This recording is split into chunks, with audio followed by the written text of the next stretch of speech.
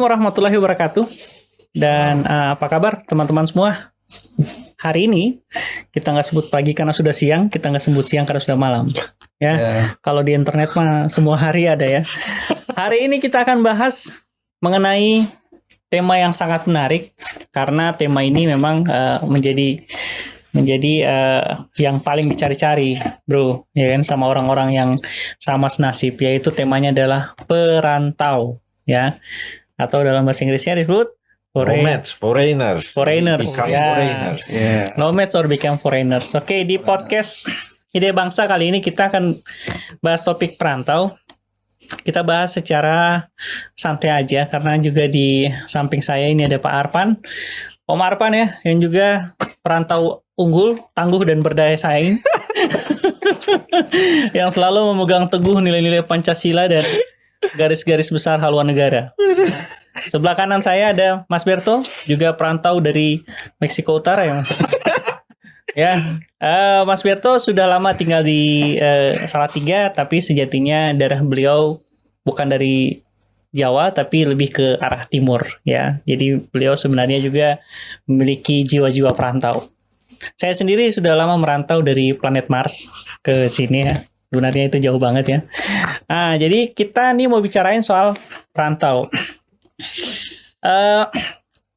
Ini kan kata yang rumit ya kalau mau dibilang ya. Maksudnya tidak semua orang mampu atau punya kesempatan untuk merantau. Ada yang mampu tapi nggak ada kesempatan, ya kan? Ada yang ada kesempatan tapi nggak mampu, ya kan? Ada yang sudah merantau tapi pulang, bro, ya kan? Pulang kenapa ya? Ya rindu emak. Kayak teman kita kan, ya. Jauh-jauh dibiayain ke sana kemari, ternyata ya pulang juga karena persoalan-persoalan mental dan lain sebagainya ya. Nah, sebenarnya apa sih, ya kan, kalau aku nih ke Bang Arpan dulu nih. Sebenarnya apa sih yang paling dibutuhkan seorang perantau? Ya kan? Bang Arpan ini sudah merantau dari berbagai kota ya. Dan itu tidak mudah sebenarnya ya. Harus meninggalkan kenangan demi kenangan, mantan demi mantan, ya kan, harus ditinggalkan dan akhirnya sekarang berakhir di Jawa Tengah, di kota Salatiga. Gimana sih, apa sih yang dibutuhkan seorang perantau nih sebenarnya, Pan? Waduh, apa yang dibutuhkan seorang uang pasti ya? Oh enggak juga? Uang belum mungkin. Atau enggak juga ya? Ya, uang penting, tapi apa namanya? Gimana sih jawabnya? Aku jadi blank saya nih. Gak apa-apa, nanti di-cut ya. Enggak, ini enggak pakai cut. Ini podcast tampil apa adanya. Sebenarnya saya tidak bisa terlalu menjelaskan apa yang dibutuhkan dari perantau. Karena sebenarnya sih kalau saya kan pribadi itu sama dengan jadi keadaan memaksa saya untuk merantau. Gitu. Jadi keadaan memaksa untuk merantau. Kalau saya pribadi sih tidak mempersiapkan diri ya untuk merantau karena sudah merantau dari sejak kecil ya, dari sejak umur berapa tahun saya 3 tahun lah. Itu masih dibawa oleh keluarga, jadi sudah merantau dari nanti tahu bagaimana situasi atau keadaan merantau itu setelah berada di tempat yang dituju. Gitu. Kalau mulai merantau secara mandiri, kalau ikut orang tua kan kita ya ikut orang tua kan istilahnya. Tapi mulai merantau secara mandiri itu di kota mana? Dan saya secara mandiri itu di Malaysia, di Sabah. Saya merantau karena awal saya merantau itu ke sana. Secara mandiri untuk hidup, cari sendiri, cari makan gitu. Orang tua juga memberi makan, tetapi kan punya keinginan untuk bagaimana punya duit sendiri, yaitu di Malaysia karena pergaulan kan. Kita bergaul dan kalau anak-anak pengen ini pengen itu, nggak mungkin minta sama orang tua. Penghasilan orang tua saya kan pembantu, ibu saya pembantu di rumah orang Pakistan gitu. Jadi kemudian bapak saya di Malaysia itu serabutan kalau cari kerja di mana-mana, dan mereka jalan kaki dari jarak yang jauh. Jadi dia tidak bisa menyediakan apapun yang diminta oleh anaknya. Kayak gitu kan. Mantap Mas. Waduh Mas, gede banget kelasnya Mas. Thank you Mas. Harus dibagi 2 ini Mas. Kopi. Thank you. Luar biasa ini podcast kita hari ini ya. Iya. Iya. Nanti kita ajak Mas Wahyu untuk bicarain soal burung. Iya. Ya, ahli perburungan. Ya. Burung siapa saja? Ya. Iya. Bahaya ini ya. Jadi karena orang Terlalu semangat dong, ya. Maaf pemirsa, ini studio kita sementara Iya. renovasi jadi sering copot. Jadi karena orang tua keadaan tidak bisa memberikan apapun yang diinginkan anak-anak pada masa itu, umur saya 6 tahun lah ya. Jadi kalau kita anak-anak kan banyak mintanya. Nah, orang tua tidak bisa, jadi saya cari cara sendiri. Yang pertama saya cari tahu kaleng-kaleng Coca-Cola? Nah, Mulung. saya ke mulung. Tapi kita dulu mulungnya kaleng Coca-Cola, nggak semua sampah diambil, cuma kaleng Coca-Cola. Jadi kita jalan itu keliling daerah itu, kemudian kita jual, ya duitnya kita pakai main PS, kita pakai jajan. Sangat bermanfaat sekali hidup. Iya, kita pakai jajan. Maksudnya apa yang diberikan waktu di umur segitu, apa yang tidak diberikan orang tua ya kita cari sendiri. Kita balik ke Mas Pirto nih. Mas Pirto ini kan punya pengalaman merantau yang cukup lama ya. Dan waktu itu memang benar-benar lepas dari orang tua ya. Lepas dari semua. Sama sekali nggak. Waktu itu sudah berumah tangga atau belum? Sudah. Ke 4 Batam. tahun yang lalu. 4 tahun yang lalu. Itu kemana? Ke Batam. Batam. Tapi kerjanya di pulau-pulau terpencil. Itu gimana waktu itu pada saat memutuskan mau merantau? Itu kan ribet juga ya. Iya, yang pertama pasti tujuan. Tujuannya mau apa ya? Karena itu kerja. Terus tujuan tempat itu penting. Merantau nggak ada tujuan tempat mau kemana juga. Itu. Nah, karena tujuannya jelas kita mau ngapain, ya mental. Yang kedua pasti mengikuti. Kalau sudah diniati pasti mental. Harus terus kita bicarakan, semua setuju, berangkat gitu aja. Langsung berangkat. Iya. Enggak, karena dulu juga memang karena keadaan kita butuh perbaikan ekonomi, maka di sana ada peluang bagus, kita lari. Tapi waktu itu lari. Ya, Aku sempat kaget. Sorry Mas, aku pikir Batam dekat Mas. Aku harus. Tapi oke lah. Oke, tapi begini Mas. Maksudnya waktu di sana itu kan ada perbedaan budaya pasti ya. Oh, banyak ya. Itu apa sih kesulitannya waktu menyesuaikan dengan budaya di sana? Kan Mas dasarnya kan dari Jawa kan, besar dan hidup di Jawa. Ke Batam itu apa sih yang paling kelihatan itu perbedaan budayanya? Makanan itu pasti jelas shock di sana karena selalu makan ikan. Karena kan laut. Dekat dengan laut, ya makan hampir setiap hari makan. Dan juga dekat dengan saya nggak tahu, dia itu ada makanan semi makanan India begitu yang kayak prata atau kari begitu tuh sarapan sambil pakai itu semua, itu juga shock karena kita nggak pernah makan begituan dan cenderung pedas. Itu yang pertama masalah makanan. Yang kedua itu soal ya karakteristik orangnya. Mereka cenderung orang-orang yang kalau di Jawa kan lebih halus biasa. Ya halus lah ya, bawaannya halus. Di sana kan nggak langsung sikat tembak begitu. Ya itu juga shock pertamanya.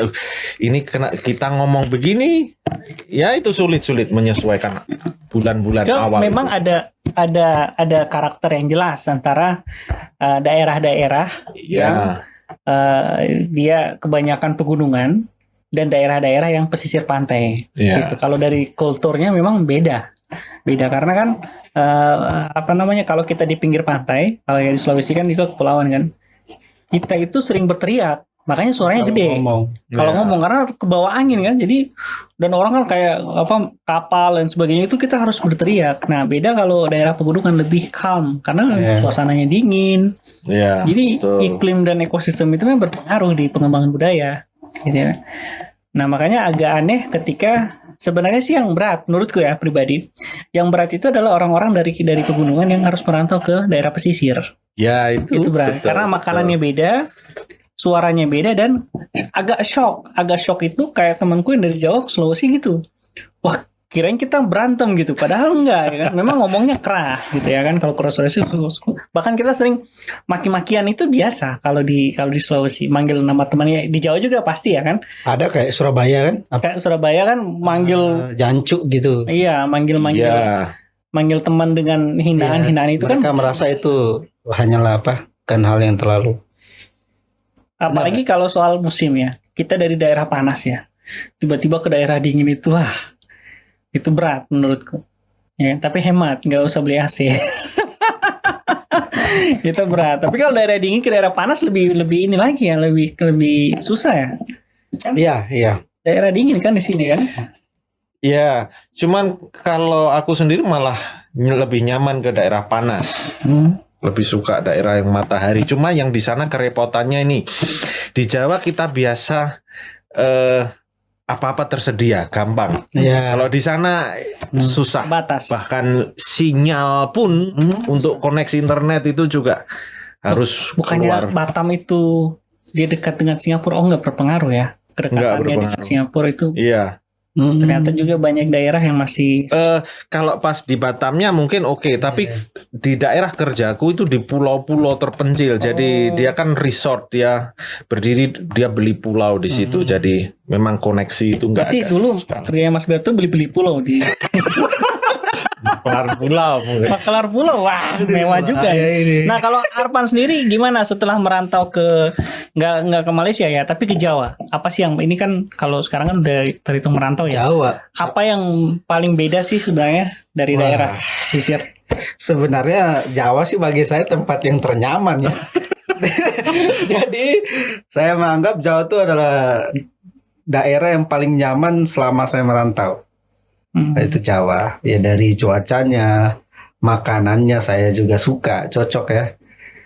Jadi betul. Karena Arpan ini tipikal orang Sulawesi yang makannya nggak suka pedas. Saya tidak suka pedas. Nah, kalau aku sih cuacanya bener Pan, tapi makanannya susah. Makanannya susah ya. Iya, makanannya karena di sini pedasnya itu beda. Gitu. Kalau kayak kita pedas Sulawesi kan pedas yang gigit balik gitu ya. Kita gigit makannya gigit balik itu kan sampai kayak gitu ya. Manis juga ya di sini cenderung manis. Ya. Nah, cuma ada satu, kadang-kadang saya temukan makanan yang terlalu manis. Nah, itu mungkin masalah. Kadang-kadang ada di satu kayak makan di satu tempat, kayak di Bogor juga kadang-kadang manis sekali. Kadang juga di sini kayak beli di pinggir jalan, manis sekali. Makanannya terlalu manis. Ya kadang itu sih problemnya. Kalau budaya, dari segi budaya ada yang beda nggak?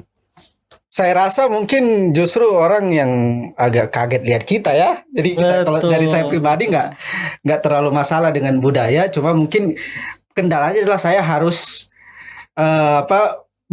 mencoba berbaur dengan budaya yang tadi kalem. Iya, aku pernah loh. Itu yang kesulitan sebenarnya. Di Jawa ini pas beli ke toko itu orang anggap kayak sinis kita. Padahal memang karakter kita kayak gitu. Ya mukanya kayak gitu sih sebenarnya. Udah kayak gitu ya kan. Mereka bahkan beberapa toko itu sampai nanyain berulang kali, Mas, tinggal di mana? Mereka mau meyakinkan kalau aku tinggal sini. Aku bilang tinggal sini di Grogol. Terus mereka bilang bukan orang sini yang tahu kok. Betul dari ini Mas logatnya beda ya. Cara soalnya muka Mas kelihatan emosi terus. Enggak, aku kayak istriku kalau nawar barang itu enggak tanggung-tanggung, pakai hati lah ya kan kalau di sini. Itu kalau misalnya gini kan, kita lagi ngobrol kan, lagi belanja nih. Terus tiba-tiba dia kasih harga. Nah, kita tawar. Nah, biasanya kan ada diskusi kan. Kalau kita kalau nggak cocok setelah ditawar udah pergi aja. Gitu ya kan. Nah, karena di Sulawesi kalau kita langsung pergi, pedagangnya biasanya manggil lagi. Iya. Bu sebentar ya di sini. Gertak-gertak. Iya, gitu. Di sini nggak, orang malah melongo loh. Wah, ini kok main pergi aja. Kayak dianggap nggak sopan gitu, gimana kan. Aku mikir kadang-kadang wah ini kadang gitu juga dengan bertetangga. Kadang-kadang istriku juga harus aku tegur beberapa kali. Loh, pelankan suaramu loh. Ini memang rumah perumahan kan. Kita kan biasanya kan ngomong kan keras kan, gede kan. Ini dibayangkan gimana menjadi satu-satunya tetangga yang paling ribut. Padahal hanya berdua loh di situ. Kadang-kadang aku bilang ke istriku, nanti lama-lama Pak RT datang bawa surat komplain tetangga loh. Suaramu udah kayak apa ya.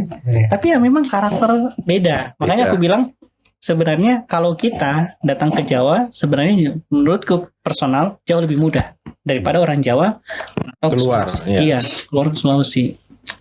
Apalagi kalau kayak tadi kan pengalaman si Arpan kan mengenai bagaimana dia Jawa nih yang paling dia paling nyaman. Paling nyaman. Aku juga gitu berpikir ketika ke Jawa ini paling nyaman. Yang paling susah ke Sulawesi Selatan waktu itu. Aku merantau ke daerah Sulawesi Selatan, wah itu yang paling susah. Karena menurutku memang kultur shocknya perbedaan antar sesama Sulawesi saja. Sulawesi Selatan Sulawesi itu Selatan yang lebih paling itu, keras, lebih keras. sebenarnya secara kultur. Bukan Sulawesi Selatan yang ini yang daerah adat ya, tapi yang daerah metronya. Ya, Kayak Makassar. ya, Makassar daerah metronya. Makanya kan ada judul Makassar kasar. Iya. Maksudnya itu hanya plesetan-plesetan. Oke. Padahal sebenarnya nggak begitu sih. Sebenarnya nggak begitu. Emang karena ya itu tadi seperti dari awal disampaikan Omi situasi iklim, Ya geografis mempengaruhi geografis budaya ya. mempengaruhi. Betul. Oke. Sudah pasti itu. Tapi kalau Mas Berto kan tadi kan ternyata orang tua Mas Berto sendiri nggak dari sini, bapaknya utamanya dari Timor Leste. Itu gimana pengalamannya ketika kecil misalnya ikut bapak merantau? Kan sebenarnya nggak mudah. Aku juga anak seorang perantau sih, makanya aku pikir kayaknya nggak mudah. Justru kalau masih kecil masih mudah karena masih Mengikut dengan aja orang kan? tua. Iya, apa-apa tersedia. Tapi kalau sudah kita dewasa begini ini yang Tapi kan banyak ganti-ganti teman pertimbangan. bermain. Yang biasanya mentalnya anak perantau itu biasanya anak kecil ya, anak kecil yang sering merantau. Biasanya mentalnya karena dia harus ganti-ganti teman bermain terus. Di satu sisi malah anak itu gampang berbaur malah. Anak kenal dengan siapa, oke, dia main mengikuti. Mungkin cara mainnya aja yang beda. Dulu di Salatiga mungkin mainan yang elektronik, remote control. Saya di Timor Leste pernah waktu kelas 2 SD, di sana kita main panah. Main bak kuantum. Sampai bocor kepala biasa. Kita main dengan kambing, dengan sapi. Tapi justru itu yang mewarnai itu pengalaman yang luar biasa. Nice. Betul. Berarti masih ada kemampuan memanah, Mas. Dulu buat kami waktu masih kecil kita buat sendiri. Boleh kita tes sekarang ya? Kita main panah. Nah, jadi yang di Gorontalo yang sedang rame apa tuh? Panah wire. Oh, iya, Gorontalo. panah wire. Kita sudah main sejak saya umur sekitar 4-5 tahun di Malaysia, kita udah main itu. Panah wire itu kita udah main. Jadi makanya saya di sini baru top ya. tapi kita nggak pakai panah orang. Jadi di Gorontalo itu viral ya kan? Sampai Itu paku. Mereka panasin terus dibuat jadi kayak panah gitu. Ada gerigi-geriginya. Dipakai palu biar jadi panah. Jadi mereka Terus sembarang. tapi mereka incarnya enggak Incar. ini ke orang. Orang Lewat di jalan. random ya, Iya, orang lewat naik motor itu mereka panah gitu. Sementara mabuk gitu. Oke. Itu sampai diburu sama kepolisian waktu Polisi itu di Gorontalo, ditangkap-tangkapin. Tapi susah, tetap ada terus. Kadang-kadang tiba-tiba ada masuk rumah sakit lagi pahanya Masih udah nancap bocor. gitu. Itu kan pakunya nggak bisa dicabut. Iya, dia karena bergerigi ya kayak. harus dibedah. Bergerigi. Iya, Dan betul. orangnya nggak kelihatan malam gelap, mereka udah mabuk, nggak tahu siapa yang pakai. Itu biasanya untuk bar ini kayak teror gitu Teror ya, aja. geng-geng lah ya. Nah ini kan zaman sekarang nih udah nggak ada geng-geng lagi ya kan. Dulu kan ada bro, ingat gak di Ada Palu sekarang, geng Nero-Nero, Ada zaman sekarang. Geng mecin. geng Micin, Adanya di medsos. geng netizen mah itu bro. Nah itu pernah punya pengalaman nggak waktu Apa itu? masalah geng ini? Dulu waktu masih kecil kita kan sering berkelompok ya kan, membentuk Iya. geng sendiri ya kan. Oh. Atau menjadi tawuran-tawuran. Wah dulu itu seru banget kalau tawuran ya kan. Iya. Sekarang kan udah jarang karena Udah kepolisian di mana-mana. Ya, karena sekolahnya juga online juga. Iya, mau tahu. tawuran online gimana caranya?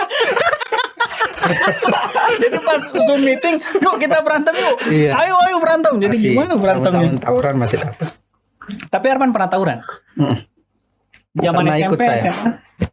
Wah SMA nggak bisa soalnya pelayaran kita. SMP SMP. pernah. Tawurannya gimana waktu itu? Ya kita antara sekolah dengan sekolah, misalnya dari SMK 1, SMP 1, kemudian SMK, saya kan SMP 2 kan. Ya udah kita ketemu di mana? Di perbatasan antar sekolah ini. Udah berantem. Di situ Lain. untungnya tidak ada yang bawa Alat senjata tajam. Jadi berantemnya ya pakai tangan kosong. tangan kosong. Kalau zaman-zaman saya SMA kan udah pakai apa nih? Rantai, kemudian Iya, pakai Iya. gear motor, iya itu kan memang pakai apa tuh? Mistar besi yang diasah Iya. dibikin tajam iya. gitu pisau. Dulu kita belum ada pakai itu. Zaman saya SMP nggak ada yang mau pakai itu sih. Lebih laki kalau pakai. Kirain dulu pakai tangan. tombak. Gitu. Pakai tombak. Sikat aja langsung. Jadi orang yang tawuran pakai pisau, pakai rantai itu semua pengecut sebenarnya. Cemen. Ya. Harusnya pakai Pakai tangan. Tangan kosong. Sekarang tarung bisa pakai Zoom. Kita buka Zoom, kita bertarung. Mereka lemah, makanya mereka butuh parang, mereka butuh. Mereka butuh alat. Kalau laki-laki ya pakai tangan. Hantam pakai tangan ya kan, jangan pakai alat. Nah, ini pesan-pesan yang ini butuh kebijaksanaan dari pemirsa ya. Nanti ada tulisan ya Pak, Disclaimer ya, biar ada kebijaksanaan. Kalau Mas Berto sendiri pernah nembak cewek nggak? Ya kalau nembak ya pernah lah. Ini random jadi gimana? Sorry Mas, ini agak sedikit Random ya, agak random ya. Pernah nggak? Pernah nggak? Apa yang bisa diharapkan di Salatiga ini ya? Demo aja nggak pernah, apalagi tawuran. Demo. Tapi itu menarik. Nanti aku pengen ngobrol itu menarik Salatiga tuh. Menarik. Demo hanya 20 orang, mau tawuran bagaimana? Nggak pernah ada di sini tawuran. Sampai dulu pernah sih waktu saya SMP, tapi ya tanpa senjata. Kita cuma bergerombol banyak, cuma nggak ada tujuannya kemana, terus pulang lagi bubar. Nggak tawuran ya, jadi Tujuannya apa? Nggak ada tujuannya. Dia cuma mendatangi sekolah lain gitu, pulang lagi. itu namanya pencitraan Mas. Mau tawuran apa mau kampanye? Serius itu. Waktu SMP aku ingat itu. Daerah dekat kantor pos sana. Kampanye waktu itu. Aduh, harapan gimana nih tanggapannya ini dari tadi? Aduh iya, maksudnya lucu banget itu Mas ya. Jadi bergerombol, Mau jalan rame-rame kayak olahraga. terus pulang. Pulang bubar sendiri. Konvoy ya. Ingat mungkin K17-an ya. Tapi memang Salatiga ini termasuk satu kota yang menurutku paling damai. Menurut Ya, paling damai. kalau mau dibilang kota yang paling nyaman selama saya merantau, Jawa itu ya 3. Benar. Karena dulu aja waktu demo Omnibus Law di sini nggak ada sini mah. adem di sini. Nggak ada tuh tawuran-tawuran kayak kota-kota lain gitu. Di Semarang aja itu rusuh. Ya. Tapi Salatiga ini dia kalau di Sulawesi dia mirip kayak Palu sebenarnya. Tapi maksudnya dari segi konteks damainya. Karena waktu itu ketika konflik agama di Poso bergejolak, Palu tuh ada aja. Bahkan beberapa kali gereja di Palu itu dibom sama teroris. Masjid juga orang ditembak. Maksudnya isunya tidak mempengaruhi orang-orang lokal. Benar, mereka coba untuk memecah konflik di Palu. Waktu itu kan mau merambat ke Palu kan, tapi enggak kok, damai kok di sana. Karena di sana ada masjid sama gereja sering berdampingan. Jadi kalau hari Jumat si remah mudanya ini yang di gereja mereka jagain parkir. Iya, jagain parkir masjid. Begitu juga kalau misalnya hari Minggu, remah muda masjidnya jagain parkir gereja. Kalau hari raya juga gitu. Mereka saling bantu, saling jaga. Makanya nggak mampu dimasuki orang-orang kayak teroris gitu. Waktu itu konflik agama nggak sampai ke Palu. Nah, Salatiga kan didaulat sebagai kota paling damai ya, toleran. Toleran ya. Paling kan? Atau karena memang kota ini kota pensiunan, banyak orang-orang yang pensiun, jadi anak-anak mudanya malah merantau. Pensiunan lagi pula aparatnya banyak di sini. Jumlah aparatnya, ada Kodim, ada Korem, dikelilingi gitu, mau demo mati sendiri dia. Kota transit sih ya. Katanya. Kalau di sana mah aparat yang sering demo. Ada berani nggak cut itu? Ya kan? Wah, ini lebih aneh lagi ya kan? Di sana aparat mah bajunya Louis Vuitton semua. Oke, ini menarik ya bahas mengenai merantau karena kan tidak mudah sebenarnya menjadi perantau gitu ya. Dibutuhkan kegilaan ya. Kegilaan karena memang secara logik biasanya para perantau itu tidak memiliki logika yang pas gitu. Enggak. Kebanyakan cocokologi ya kan. Artinya mereka Bertindak kayak punya dengan lompatan keimanan aja gitu ya, sesuai dengan arahan. Arahan hati mereka sendiri kadang-kadang juga di kota yang mereka tuju belum tentu semenarik yang mereka bayangkan. Banyak hal yang bisa terjadi. Dan kadang-kadang kayak mungkin pengalaman si Arfan ternyata ketika di sini nggak sesulit yang dia bayangkan. Waktu dia mau ke sini kan wah itu struggling sekali kan. Lama prosesnya Mas. Saya harus dramanya itu kayak Cinta Fitri. 1 sampai 6. Benar. Sampai di warung kopi dan sebagainya lama lah. Dramanya pindah ke sini tuh. Padahal saya cuma di Bogor loh Mas. Iya. Ternyata setelah ke sini ternyata tidak ini yang dibayangkan, malah kenyamanan demi kenyamanan. Makanya sebenarnya sebagai menjadi perantau itu sebenarnya ada plus minusnya. Nah, tapi sebenarnya waktu Mas berantau ke Batam nih, apa sih yang membuat misalnya orang-orang tuh sebenarnya harus juga merasakan bagaimana menjadi perantau? Kalau menurut Mas Berto sendiri, apa yang poin-poin plusnya ketika kita pertama kita jadi mengenal itu karakter orang. Dalam arti kalau orang merantau hatinya tidak akan menjadi lembek. Kita tahu kayak tadi culture shock itu yang membentuk hati kita menjadi orang yang lebih kuat. Karena Ya. dunia tidak hanya ketemu dengan orang-orang kita yang sama halusnya, kadang perlu juga orang-orang yang karakter beda, yang lebih keras bahasanya, itu perlu. Ya, jadi nggak gampang tersinggung ya. Iya, betul. Yang kedua ya jelas kita tahu budaya orang, kita lihat oh kota orang itu seperti ini, jadi open minded itu. Itu pentingnya merantau. Makanya anak-anak muda ini harus pergi lah. Merantau. Iya. Kalau Arfan gimana Arfan? Apa sih sebenarnya poin plus dari merantau? Kan selama ini kalau dilihat ya karakter dari si Arfan ini kan dia merantau ya karena ya dia ngikutin jalan hidup gitu. Tapi ternyata ada hal-hal yang baik yang didapat setelah merantau. Apa tuh Pan? Kira-kira untuk teman-teman? Kalau untuk jangka panjang kita tuh kayak dalam konteks saya orang perantau itu kan kita tahu kan bahwa hidup ini kan tidak selamanya baik-baik saja, khususnya secara ekonomi ya. Ya. Artinya adalah mau ada pada saat kita lagi tidak ada, kita tetap tahu cara bagaimana untuk bertahan. Bagaimana bisa tetap lanjutkan hidup di kota itu. Karena kan ya banyak orang yang karena tidak punya mental itu, ya akhirnya mereka banyak ambil jalan-jalan yang ya apa instan gitu, cara-cara yang kurang, yang tidak bagus lah menurut saya, yang juga menjerumuskan mereka ke apa? Menjerumuskan mereka sendiri sih menurut saya.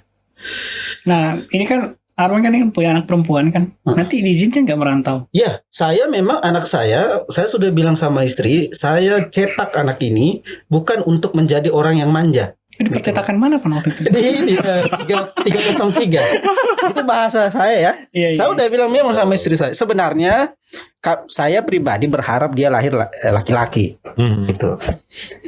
Tapi karena sudah diberikan perempuan,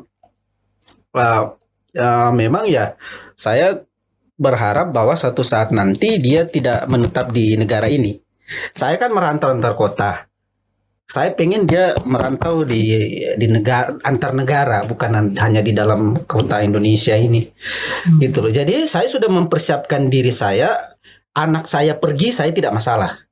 Memang saya pribadi. Ya. Makanya kenapa memang ada positif negatifnya. Kenapa saya tidak terlalu dekat dengan anak saya? Bukan saya tidak mau dekat. Karena saya tahu saya memang pengen dia tinggalkan saya suatu saat nanti. Entah karena sekolah, entah karena kerjaan. Nah, di situasi itu saya sudah siap. Makanya istri saya juga sudah bilang, kamu harus siap gitu loh.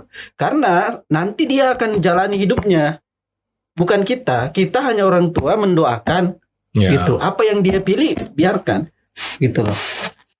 Iya, Jadi iya. walaupun dia Apalagi anak perempuan ya. Iya, walaupun dia anak perempuan. Jauh lebih berat sebenarnya. Memang jauh lebih berat dengan latar belakang kami orang tua yang bukan dari orang baik-baik saja.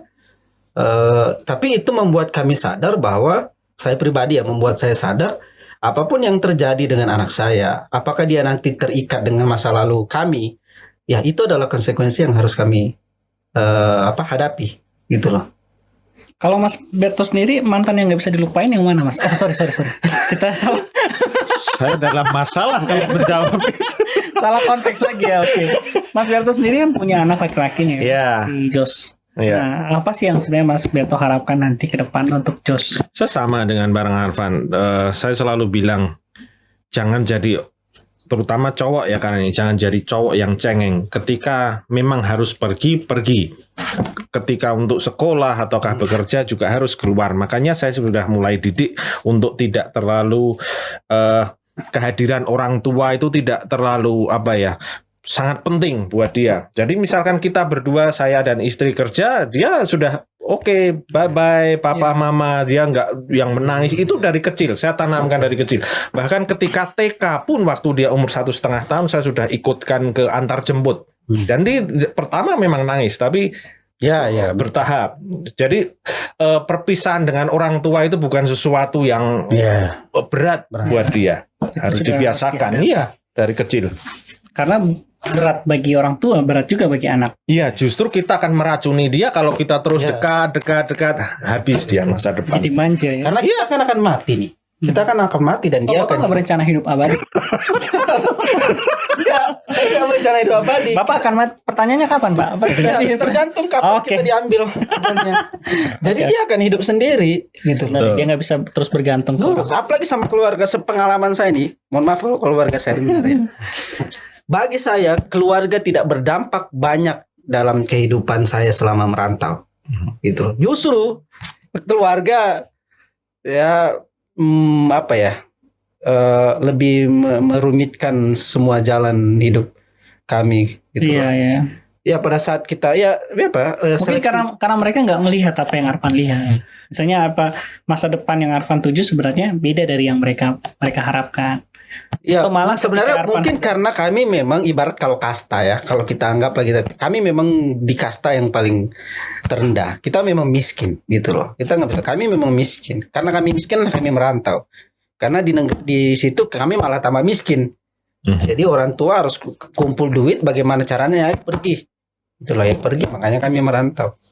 Kalau kita miskin di negara orang lain, di tempat orang lain tidak masalah. Benar. Dan memang ketika situasi sudah stuck dalam satu daerah, Iya. kita harus gitu wajib kan. Jangan. apapun ada dan tak ada peluang keluar dulu dari daerah itu. Betul. Sebenarnya itu yang kita sama seperti kehidupan kita. Misalnya kita udah mumet banget, udah bener-bener punya banyak masalah, kan kita nggak mau di rumah terus. Keluar dulu lah nyari ngopi atau apa. Sebenarnya secara dalam konteks kecil seperti itu ya. Kita punya inisiatif untuk terus, karena zaman dahulu manusia itu hidupnya nomaden sebenarnya. Dia nggak boleh tinggal dalam satu tempat. Dia perlu untuk mengeksplor hal yang lain supaya pikirannya terus terbuka. Dan yang kedua, menurut aku poin pentingnya juga adalah bahwa juga sama seperti para nabi, katakanlah seperti itu. Selalu tidak ada nabi yang dihargai di kotanya sendiri. Ya kan? Ini penting kan? Ya. Karena memang kita sebenarnya kalau kita ada di dalam tempat kita sendiri, kita nggak bakal dihargai apa-apa. Bahkan sebenarnya sampai hari ini pun orang tua saya selalu berdoa mereka pergi dari situ. Minimal mereka ke Palu. Misalnya merantau ke Palu, pergi dari situ. Karena saya lihat daerah tempat kami tinggal tuh nggak ada potensi. Iya, begitu aja. Kayaknya udah mereka harus pergi seperti gitu. Itu. Untuk better life supaya yang lebih bagus. Saya percaya setiap orang berani merantau, bahasa religinya hijrah, pasti akan merubah dia. Entah itu secara ekonomi, pasti akan berubah. Saya yakin pasti akan berbeda lebih baik, walaupun prosesnya sulit, akan lebih baik dibanding di daerah yang tidak merantau. Iya. Nah, ini pesan penting. Ini berbeda ya, kalau memang dia udah kaya dari lahir, beda konteks ya. Kalau udah punya harta 7 turunan dari lahir, ya beda. Mana-mana juga bebas. Iya, Sultan ya. Sultan. Nah, ini pertanyaan terakhir nih untuk keduanya nih. Kalau misalnya Tuhan memberi kita kesempatan lagi nih, katakanlah untuk merantau. Ya, di umur kita yang seperti usia kita yang sekarang, kita sudah punya istri, anak, selainnya. Kemudian ada kesempatan untuk merantau.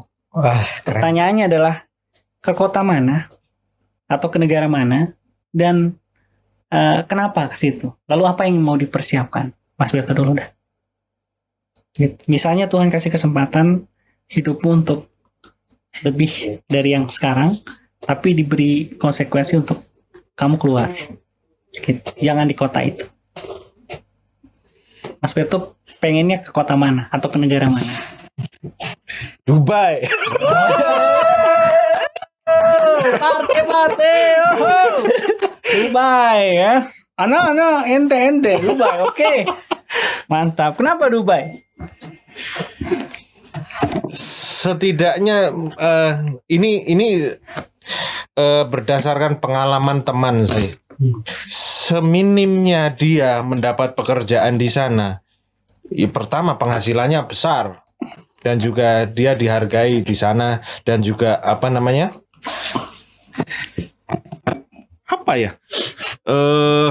kota maju ya. Kota maju. Dan juga itu kan sekarang menjadi pusat salah satu pusat turisme di mana banyak orang bertemu. Nah, saya malah berpikiran kita mudah mencari link di situ. Itu misalnya harus ke Dubai, Mas, tapi nggak bawa apapun dan nggak ada peluang pekerjaan. Pokoknya Dubai aja. Iya.